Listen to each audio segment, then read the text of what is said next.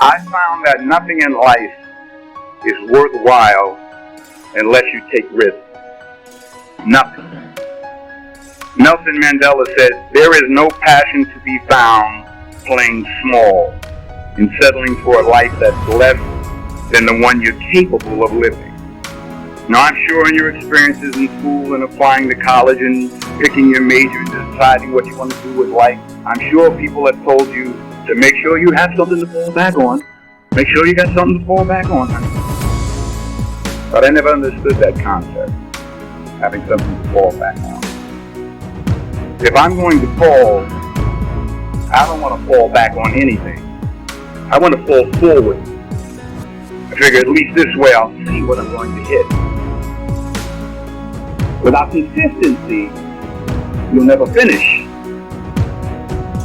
So do what you feel passionate about. Take chances. Don't be afraid to fail. There's an old IQ test, 9 dots.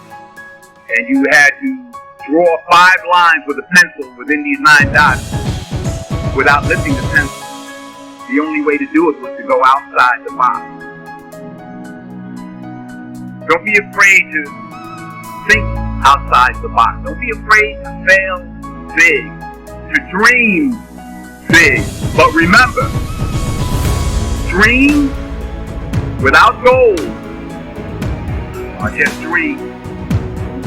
Reggie Jackson struck out 2,600 times in his career, the most in the history of baseball. But you don't hear about the strikeouts. People remember the home run. Fall forward. Thomas Edison conducted 1,000 failed experiments. Did you know that? I didn't know that. Because the 1,001st was the light bulb. Fall forward. Every failed experiment is one step closer to success. You've got to take risks, and I'm sure you've probably heard that before, but I want to talk to you about why that's so important. You will fail at some point in your life. Accept it. You will lose. You will embarrass yourself. You will suck at something. There's no doubt about it. And I know that's probably not a traditional message for a graduation ceremony, but hey, I'm telling you, embrace it, because it's inevitable.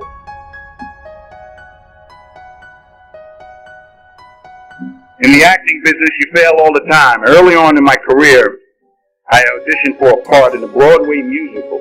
Oh, for me, I thought, except for the fact that I can't sing. I didn't get the job.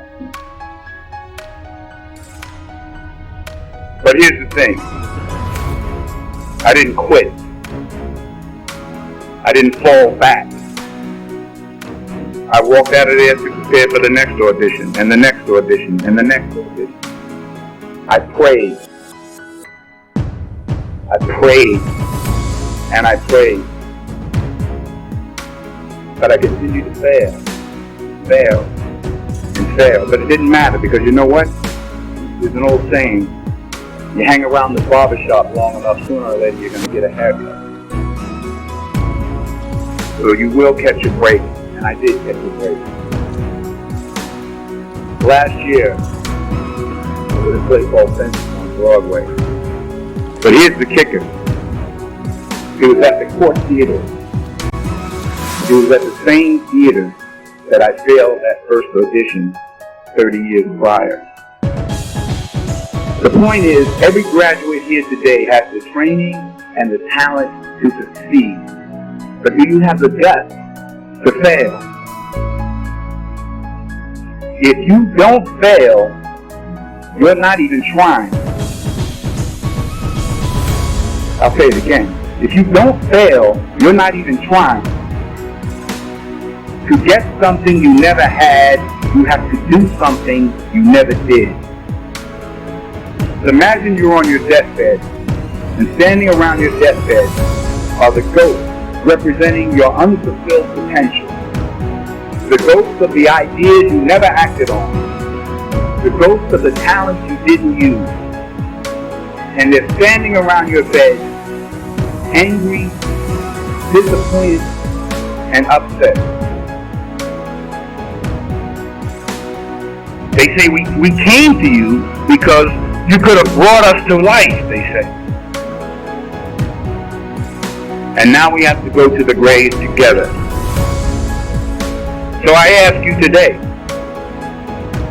how many ghosts are going to be around your bed when your time comes?